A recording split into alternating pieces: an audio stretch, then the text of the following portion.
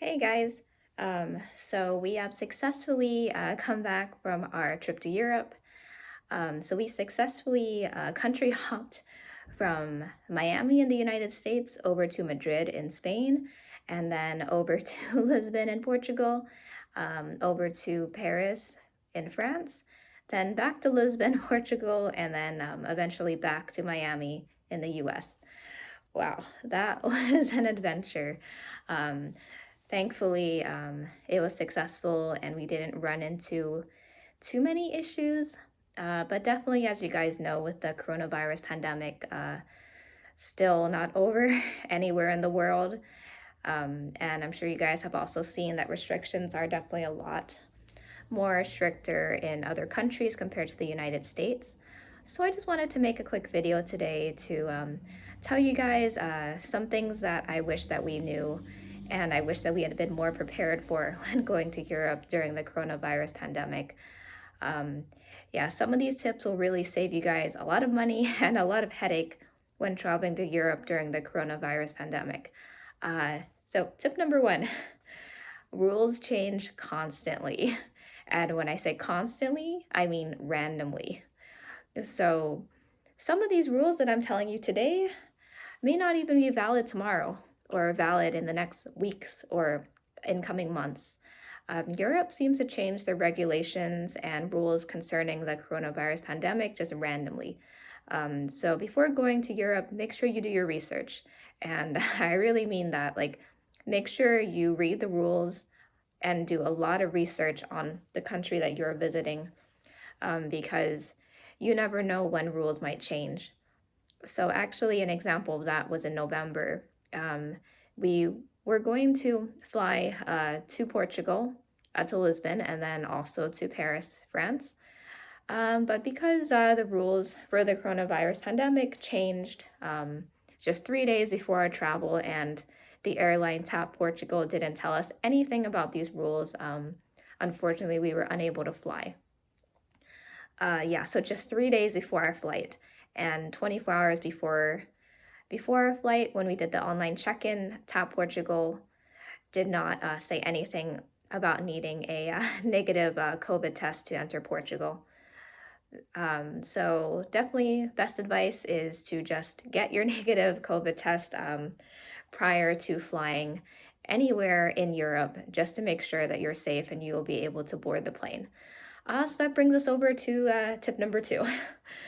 Tip number two, you definitely will need a lot of COVID tests when you are traveling around Europe because unlike in the United States where we have the vaccine cards that you can just show and that is your proof of vaccination that you might need in places like San Francisco or LA or New York.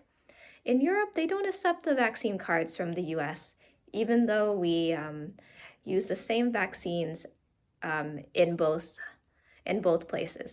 Europe does also use Moderna, Pfizer, Johnson and Johnson, along with other vaccines. So they should accept it, but they don't. Europe only accepts the European Digital Health Pass, which is a digital COVID vaccine that you can only have if you are a European citizen and vaccinated. So when you're coming from the US, your COVID vaccine card is pretty much useless. You need to carry that around plus a negative COVID test. And your proof of negative COVID test you need to have on you pretty much at all times. You need it sometimes to check into the hotels. You often need it to go out to eat at the restaurants. And also, the negative COVID test is only valid for up to 48 hours, and they are very strict on the number of hours. So if it's like 50 hours or 60 hours past, it's not even that long past your 48 hours, it is no longer valid. So if you're going on a long 2-week trip through Europe, you will need a lot of COVID tests, not just in the country you are, but also when you're flying. Because if you don't get that COVID test, you will definitely be denied boarding. So that brings us on to tip number three. So we did find out actually that the COVID tests in Europe are not all free, especially for people not living in Europe. In Portugal, we took our negative COVID test, and because my husband is a Portuguese citizen, he just filled out a simple form, and his COVID test was free. But for me, as I am an American citizen with an American passport, my COVID test was 25 euros. So that's not that expensive. It's about $30, but that does add up very quickly if you are needing COVID tests about every 2 days. And in other countries that are a bit more pricey, like France, probably more expensive than 25 euros. So that adds up really fast. But like I said, if you want to be able to go out to eat or go to the bars or do a lot of things when you're traveling through Europe without much restriction, you definitely need that COVID test. That was definitely a bit of a struggle for us because we didn't really want to keep taking COVID tests because it does take a lot of time out of your day and you just want to enjoy your vacation. It's not that fun to have to travel to the COVID testing site, wait in line, wait for your COVID test, and pay money on top of that. So for the last few days of our trip, we didn't have our negative COVID test because it was no longer valid. So we just got a lot of food court food from the malls in Portugal. And sometimes even that they asked for the negative COVID test. But thankfully, I was able to just show my vaccine card, and the employees were understanding about that. But no, even to get fast food, sometimes you need your negative COVID test, or they will not serve you the food or let you pay. So that brings us on to tip number 4. Tip number 4. Something that you will need when traveling through Europe, especially if you're hopping countries. Each country has a different form to fill out. And these forms can get very lengthy. We had to fill out many forms because we kept hopping back and forth between Spain and Portugal and France and the US. So these forms are very lengthy. They need to know a lot of information about you, including what flight you are on, your seat number, address, phone number, lots and lots of stuff. And you will be denied boarding and denied entry into that country if you do not fill out these forms. So make sure you are researching the country you are going and make sure you are filling out these forms so as to make us as smooth entry to the country as possible. So all right, tip number 5. So when you're doing research on your country, you also should do research on the type of mask that they need.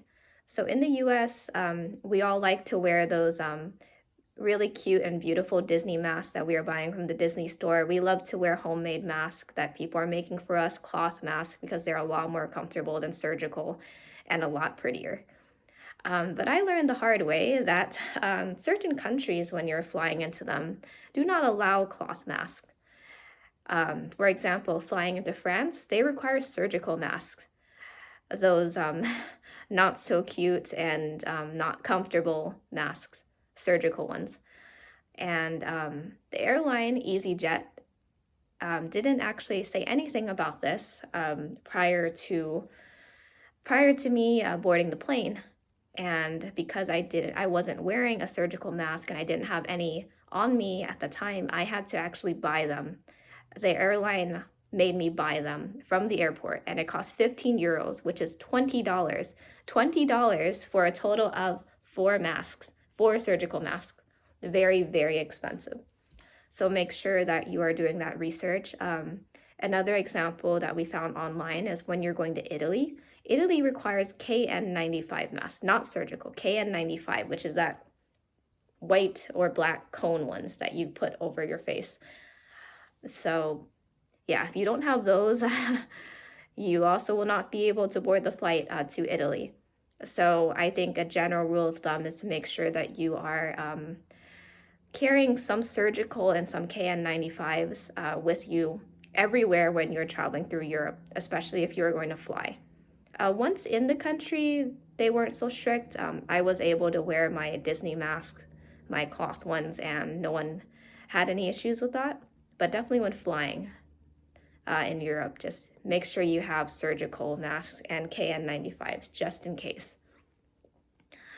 Um, yeah, so I think those are the main tips and things to know when traveling through Europe during the coronavirus pandemic. I know that was kind of a lot, but I definitely wish that I knew these things prior to flying, and I definitely would want you guys to feel prepared when you are traveling through Europe because these things can get very confusing, very frustrating very quickly. And yeah, if not doing enough research, getting entry into one of the countries might not be possible. So, yeah, well, thank you everyone for watching, and I hope that this helps you guys. Bye.